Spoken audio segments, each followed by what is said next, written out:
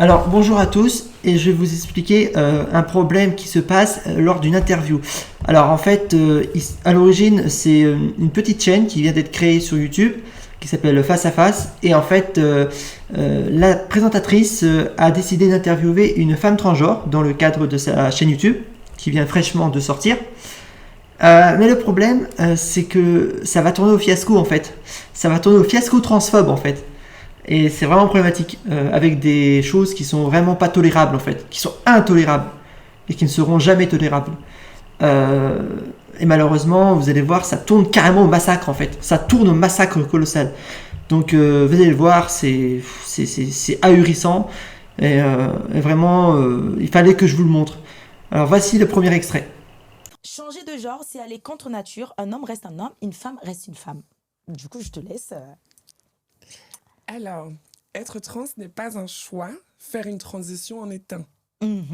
C'est ce que les gens souvent nous répliquent, c'est oui, mais tu as choisi de faire ta transition. Évidemment, faire l'acte de changer son corps, de prendre des hormones, c'est un choix. Je décide de faire une transition. Ressentir le mal-être depuis ma plus tendre enfance, de ne pas être dans le bon corps, je ne l'ai pas choisi.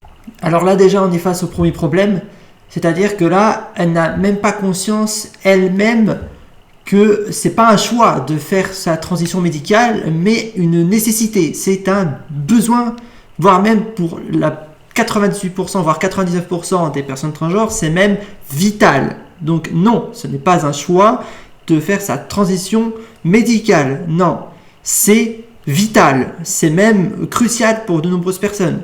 Parce que le risque, si tu fais pas ta transition médicale, le risque, c'est une mutilation, c'est un suicide, ou se sombrer dans l'alcool ou dans la drogue. C'est abouti à ça, de ne pas faire des transitions médicales. Parce que tu es carrément emprisonné dans ton propre corps, en fait. Donc, non, tu ne choisis pas de faire une transition médicale. C'est crucial, c'est nécessaire, c'est vital. Ça n'est pas un choix. Rien n'est un choix. Et que ce soit de manière... Parce qu'ensuite, elle dit, la transition médicale est un choix, mais la transition identitaire depuis ma naissance, depuis ma tendre enfance, n'en est pas un. En fait, les deux n'est pas un choix. Aucun des deux n'est un choix. Que ce soit médicalement ou identitairement. Aucun des deux n'est un choix. En fait, il n'y a pas de choix. Ça n'existe pas, en fait. Ce n'est pas un choix. C'est crucial. Par contre, la manière dont ta transition médicale elle va évoluer et elle va se développer, ça dépend finalement de ton ressenti, de comment tu vis ta transidentité, et ça dépend de quelle manière de quelle manière tu es en mal-être dans ton corps. De quelle manière est-ce que tu es en mal-être dans ton corps de telle ou telle chose. Par exemple, si c'est un mal-être par exemple l'organe de reproduction, tu vas modifier l'organe de reproduction. Si c'est un mal-être de par l'aspect de la voix, tu vas modifier ta voix. Si c'est un problème en rapport avec le visage, tu vas modifier le visage. Finalement, ça dépend du mal-être que tu as. Donc oui, là, les parcours de transition médicale sont différents suivant l'individu, parce que on n'a pas tous la même façon de le ressentir, bien sûr. Mais une grosse partie de la transition médicale est cruciale. Ce n'est pas un choix. Tu ne choisis pas ta transition médicale. C'est faux. C'est un mensonge. C'est complètement faux. Tu ne choisis pas ta transition médicale. C'est faux. Tu choisis de quelle manière tu vas l'aborder. Parce que la transition est différente d'un individu à l'autre. On n'est pas tous identiques dans la transition. Mais il faut admettre que de nombreux éléments de la transition médicale sont cruciaux. Tu ne peux pas t'en passer. C'est crucial. Et donc là, vous allez voir, maintenant, c'est la présentatrice du coup qui s'y met. La présentatrice qui se met à faire ouvertement une totale ignorance du sujet, une ignorance absolument totale et complète. Mais, quand je dis une ignorance totale et complète, c'est-à-dire une ignorance même des bases en fait de la transidentité, des bases même de l'identité de genre, c'est-à-dire le principal facteur important, c'est-à-dire la dysphorie de genre dans la strie terminale du cerveau, qui a été diagnostiqué en 1990 après le drame de David Reimer, qui était d'ailleurs diagnostiqué scientifiquement pour expliquer pourquoi le cas de David Reimer a été un échec. Et ça aboutit à la découverte de la dysphorie de genre en 1990, qui s'est suivie au fil des années de 35 ans d'études scientifiques et médicales, Donc c'est énorme, on a 35 ans d'études scientifiques et médicales. Et donc, c'est l'élément principal, c'est quoi? C'est la dysphorie de genre, dans la strie terminale du cerveau. Or là, vous allez le voir, le problème, c'est que la présentatrice, elle n'est pas au courant. Oui, l'élément crucial de la transidentité, la présentatrice, elle n'est pas au courant. Oui, c'est quand même grave, là. La présentatrice n'est pas au courant de ça. Ce qui est quand même assez crucial, quand même. Donc, malheureusement, elle va dire une dinguerie. Ça va aboutir à une dinguerie. Voilà, je vous laisse l'extrait, mais on va en débattre après, mais ça en est une dinguerie. Voilà, ça en arrive à une dinguerie. En fait, moi, j'arrive pas à comprendre comment se sentir femme si on l'a jamais été. Comment savoir qu'on est une femme si on l'a jamais été. C'est-à-dire, les personnes trans, ou même toi, tu me dis, je me suis toujours sentie femme. Alors écoute, moi je me suis posé la question aussi, parce que c'est pas parce qu'on est transgenre qu'on comprend la transidentité. Donc voilà, vous avez vu, la présentatrice a posé sa question débile, voilà, qui ne se pose pas d'ailleurs, puisque c'est logique et évident. Le coup de « Ah mais comment tu fais pour te sentir une femme si tu ne l'as jamais été ?» Voilà, la question débile. Mais comme on l'a vu précédent, dans le cas précédent avec mon explication sur la dysphorie de genre, qui est présente dans la strie terminale du cerveau, eh bien, en fait, les femmes transgenres ont toujours été des femmes, de par la biologie de la strie terminale du cerveau. C'est-à-dire qu'elles sont nées comme ça. Elles sont nées par la strie terminale du cerveau. Donc, du coup, le coup de « Comment tu fais pour te sentir femme alors que tu n'as jamais été une femme ?» Bah déjà, c'est un mensonge. C'est un énorme mensonge. C'est faux. Les femmes transgenres ont toujours été des femmes. Au contraire, elles n'ont jamais été des hommes. Voilà. De par la strie terminale du cerveau. Donc, quand elle se met à faire, vous avez vu comment elle fait pour se sentir femme alors qu'elle a jamais été une femme? Bah c'est faux. Dis pas n'importe quoi, présentatrice. C'est faux. Tu dis n'importe quoi. C'est faux. Elle a toujours été une femme, mais elle a jamais été un homme, au contraire. Au contraire, elle a jamais été un homme. De par la strie terminale du cerveau. Putain, si tu sais pas de quoi tu parles, ne parle pas du sujet. Mais dis pas n'importe quoi, putain. Ne dis pas n'importe quoi. Putain. C'est évident, quoi. La strie terminale du cerveau, diagnostiquée en 1990, et ce, il y a 35 ans, du coup. Il y a 35 ans. Voilà. Donc, elle dit une dinguerie. Et le pire, là, dans l'affaire, c'est que la femme transgenre, elle va même pas lui donner tort. Elle va même pas la contredire, elle va lui donner raison. Elle va même pas lui donner tort. Et ça, c'est vraiment le problème.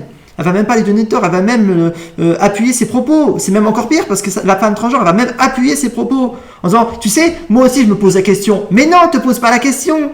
Putain, te pose pas la question, t'aggraves le truc là. La femme transgenre qui se met à faire, ah mais oui, mais vous savez, moi aussi je me pose la question. Mais non, te pose pas la question, putain. Oh là là, sérieux quoi. J'en fais la preuve. Je me suis beaucoup questionnée personnellement, mais d'où ça me vient, pourquoi moi, pas quelqu'un d'autre, enfin, je suis bizarre, je me suis aussi posé des questions, tu vois. Et depuis mon plus jeune âge, c'est vrai, on jouait à papa et maman, je voulais être la maman, on jouait à Cluedo, je prenais le personnage féminin. Mais déjà, à 6 ans, c'est ça qui est dingue.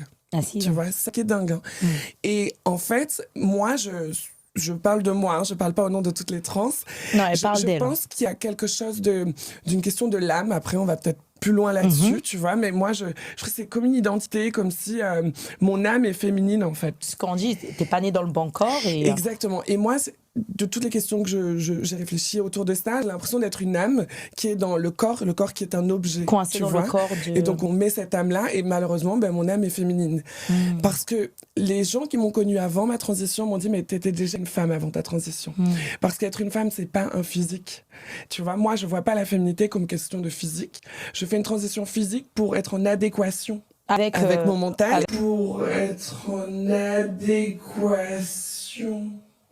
avec mon mental. Donc là, vous voyez, j'ai mis en vitesse très lente pour pouvoir vous montrer à quel point là c'était ridicule. Donc oui, effectivement, oui, pour être en accord avec son mental, comme elle le dit si bien, en mode très lent, avec son mental, et non avec l'âme, mais bien avec le mental, parce que, fun fact, la dysphorie de genre, encore une fois, dysphorie de genre dans la strie terminale du cerveau, encore une fois, voilà. Et là, bon, on en arrive au passage fatal, le passage critique, où en fait, la présentatrice révèle ouvertement qu'elle est transphobe, en fait. Elle révèle ouvertement sa transphobie, en fait, ouverte, Et là, c'est plus caché, hein, là, c'est tout à fait ouvert. Là, elle fait même plus semblant. Là, elle bat les masques, hein, très clairement. Elle bat les masques. Et vous allez voir, c'est assez grave quand elle va se mettre à faire la différence entre une transformation animale ou se considérer comme elle prétend, entre guillemets, se considérer comme un animal, un chat ou un chien, se considérer comme un chat ou un chien, et la transidentité.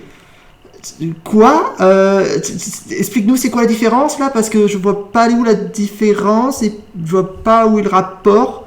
Explique-nous là, parce que je comprends pas là. Faut m'expliquer là. Voilà. Donc on va débattre après de pourquoi c'est débile et pourquoi ça n'a absolument aucun sens. On va d'abord voir l'extrait. Il y a maintenant des gens, c'est insensé, qui vont se sentir animal, qui va se sentir chien, qui vont se sentir chat. Oh là là, oh punaise. Non mais t'es sérieux là, franchement? T'es sérieux? Sérieusement là? Tu vas faire la comparaison avec ça? Sérieux? Oh putain. Oh putain. Bon, on va déjà commencer par expliquer d'où ça sort, cette histoire de des gens qui se sentent chiens et des gens qui se sentent chats, ou des gens qui s'identifient comme un chien ou comme un chat, ou qui se croient animal. On va déjà expliquer d'où ça sort, cette histoire-là, parce qu'il faut comprendre les origines. En fait, pendant un temps, ce qui s'est passé, c'est que les transphobes ont cherché tout un tas d'excuses pour s'en prendre aux personnes transgenres. Et cette excuse-là est arrivée, c'est-à-dire des personnes qui disent « Je me prends pour un chat, alors je suis un chat. Je m'identifie comme un chat, je suis un chat. Je me sens chat, je suis un chat. Je me sens chien, je suis un chien. » C'est une excuse qui a été utilisée par les transphobes. Voilà, ça vient de là. Ça vient de sectes transphobes, extrémistes, très graves, voilà. C'est de là que ça vient. Et elle en fait la référence. Voilà, elle fait la référence de ça, d'une excuse transphobe, littéralement. L'excuse transphobe de « je suis un chat, je deviens un chat, je me transforme en chat » ou je sais pas quoi. Putain, mais c'est... Alors, déjà, personne ne fait ça, c'est totalement faux. Hein, personne ne fait ça, personne ne se s'identifie comme un chat ou s'identifie comme un chien, personne ne fait ça. Et secondo, où est le rapport avec les personnes transgenres? Où est le rapport? C'est quoi le rapport avec les personnes transgenres là? Il est où le rapport là? Explique-nous où est le rapport. Parce que je vois pas le rapport là. Où est le rapport? Ça n'a juste rien à voir. C'est complètement anarchique cette île. Ça n'a rien à voir. C'est complètement à côté de la plaque. Donc non seulement elle dit un propos qui est transphobe, mais en plus elle dit un propos qui est complètement à côté de la plaque. Putain, mais si c'est pour dire ça, si c'est pour insulter ceux qui sont sur le plateau, n'invite personne et ne fais pas d'interview. Parce que là, t'as littéralement insulté les personnes transgenres. Non, arrête. Si c'est pour faire ça, n'interviewe personne, c'est pas la peine. Le coup de je me sens chat, je me sens chien, mais j'ai l'impression de retrouver les gens les gens qui sont vraiment malveillants sur internet, que j'ai supprimé les commentaires internet à cause de ça. Moi. J'avais supprimé les commentaires de mes vidéos YouTube à cause de ça. Parce que je me trouvais des commentaires comme ça sous mes vidéos. Des commentaires du style « Je suis un chien, je me sens chien » ou des trucs comme ça. Mais non, arrêtez, putain. C'est des haters qui disent ça. C'est des gens malveillants qui disent ça. Mais devant une présentatrice qui est censée être bienveillante, c'est quand même sacrément ridicule. Hein. C'est quand même assez... c'est quand même assez humiliant quand même. Hein. C'est quand même assez humiliant de se retrouver avec un tel propos face à une présentatrice qui est censée être bienveillante. C'est assez humiliant quand même.